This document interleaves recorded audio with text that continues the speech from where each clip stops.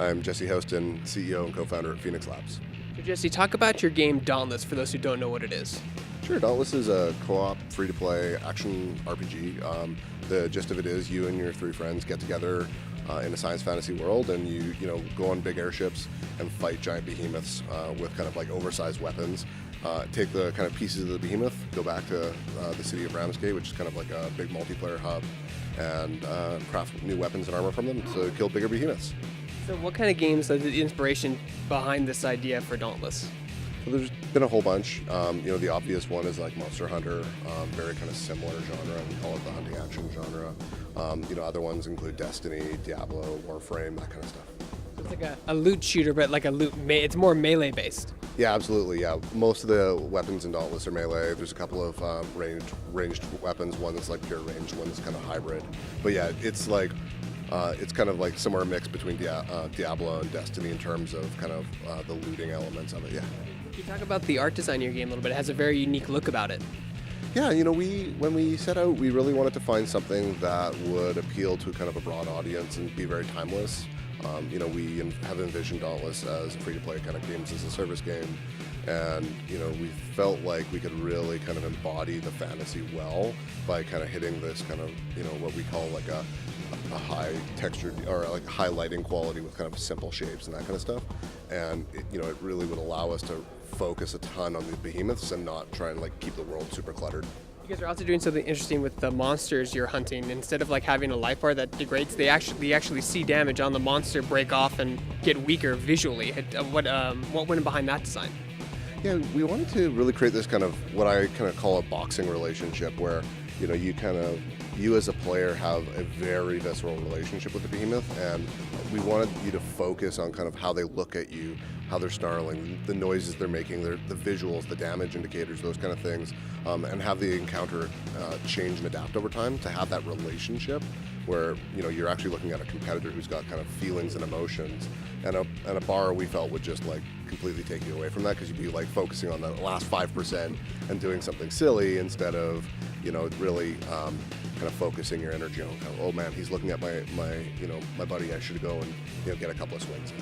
Talk about what are some of the challenges when making an original IP game in 2019?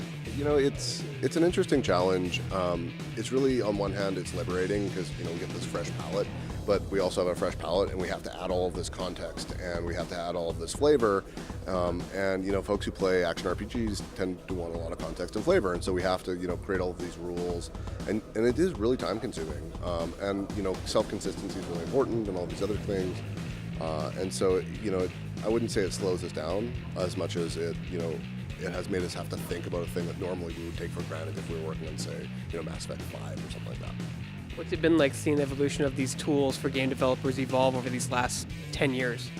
Oh man, this is a really exciting time in games in terms of like development tooling and stuff like that. With the advent of things like Unity and Unreal, there's almost a democratization of game development, which is super cool. It's allowed companies like us to get a really big head start. And I think from 2019 to 2022, we're going to see another kind of leap forward with things like machine learning and other cloud rendering and all these other things that allow us to create experiences that we can deliver to players more easily. One of the things my friend's a game developer that he loves, he's like, these tools that were only available to like the big AAA video game companies 5 years ago are now available to someone sitting in their home office. Yeah, not only are they available to folks that are sitting in their home office, but also you can change them. And we're seeing more and more smaller groups of folks create really interesting changes to these things that then get kind of brought into the larger community, or other bigger companies are buying from these small developers, and it's really creating another ecosystem that otherwise wouldn't exist. Your game's going to have crossplay across multiple platforms. What are some of the challenges when doing something like that? And is it up to you, or is it up to the individual console, Xbox, PS4, that kind of stuff? Yeah, crossplay is an interesting one. For one, you basically need to make a game that simultaneously patches and launches on the same days, which has its own sets of challenges.